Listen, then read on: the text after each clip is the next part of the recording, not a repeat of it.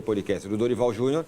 Então, enfim, Dorival Júnior será o novo treinador do Corinthians. Pois é, demorou, mas aconteceu. Tudo começa ainda com aquela negativa do Tite no dia 22, terça-feira, de manhã cedo. O Fabinho parte lá para Santa Catarina. Isso era terça-feira, dia 22. Para fechar agora sexta-feira, manhã de sexta, 25, depois de outras reuniões e tudo mais, com a vinda, inclusive, do próprio empresário, que é parente dele também, a São Paulo. Teve reunião ontem à noite, reunião agora de manhã, mais um café da manhã e aí tudo deu certo, as partes se acertaram. Demorou 3 dias para isso acontecer. Começou a virar meme, começou a virar muita irritação por parte do torcedor do Corinthians, porque é aquela coisa, o torcedor fala, pô, quem ele pensa que ele é, o Guardiola, fica aqueles discursos normais de torcedor, mas negociações, muitas vezes elas são assim mesmo. A gente trouxe o que ontem? Ele pediu lá em cima, o Corinthians que não queria lá dar tudo aquilo, chegaram num denominador comum. Acho que o Corinthians pode ter melhorado um pouco, ele também, no staff dele, abaixou um pouco, aquele valor inicial, aquela pedida não iria acontecer de jeito nenhum. Então as partes conseguiram chegar num denominador comum.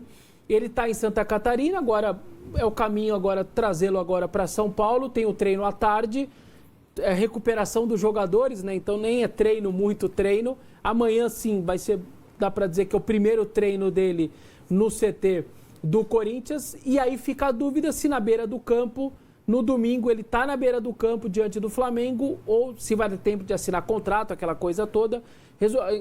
Lembrando, a gente está aguardando o anúncio oficial nas redes sociais do Corinthians, também isso não aconteceu, isso tá para acontecer, mas ainda não rolou. E aí fica a dúvida para domingo, se ele fica na beira do campo ou se assiste de um camarote do Maracanã.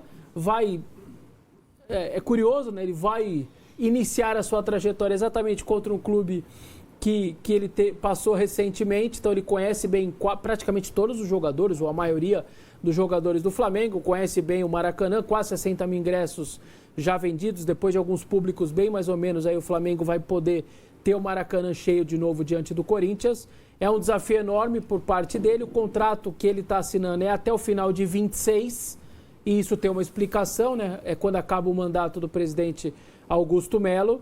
Não tenho muita informação de quanto ficou o salário, quanto vai ser multa rescisória, quantos salários. Isso eu não tenho ainda nenhum tipo de informação. Mas o Corinthians, para mim, contrata o treinador principal que estava livre no mercado. E eu entendo aqueles que são mais antigos como nós. Pô, mas o Dorival não é aquele que já trabalhou nos 10, sei lá, clubes da Série A, 12 clubes da Série A? Sim. Esse também é o Dorival, só que o recorte atual dele é compreensível da gente tratá-lo de maneira diferente. O cara veio da seleção brasileira, trabalhou em 2 grandes clubes, sendo campeão de Libertadores, 2 Copas do Brasil. Ele não é o cara que o Flamengo contratou do Ceará na Série B. Aquele era um Dorival.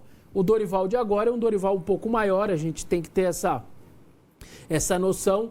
E na minha visão, na minha opinião, sem o Tite, que está impossibilitado de trabalhar, dos nomes brasileiros, ele era o maior e o Corinthians buscou o maior nome do atual momento. Tem muitos desempregados, aí muitos treinadores brasileiros estão sem emprego, mas de todos eles, o Corinthians buscou aquele que para mim tem o maior status, o maior nome hoje em dia.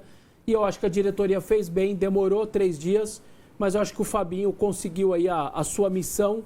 Não conseguiu ao tentar segurar o Ramon, mas a segunda missão que foi dada a ele conseguiu, que foi trazer o Dorival. Acho que é uma boa tentativa do Corinthians, sem dúvida nenhuma. Sim.